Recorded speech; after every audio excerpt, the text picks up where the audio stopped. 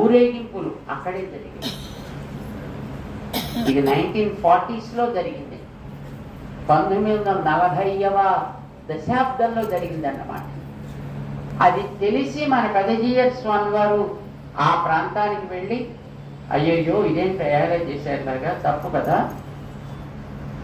ఇలాంటి స్థానంలో జరిగిన దోషానికి మనం ఇక్కడే ప్రాయశ్చిత్తం చేయాలి అని అక్కడ రామాయణం పారాయణ చేద్దాం.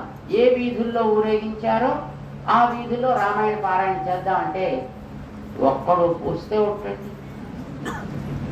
ఈవేళ మీరు రామాయణ పారాయణకి ఇంతమంది మీరంతా సిద్ధపడ్డారు. ఎంత అదృష్టవంతులండి మీరు.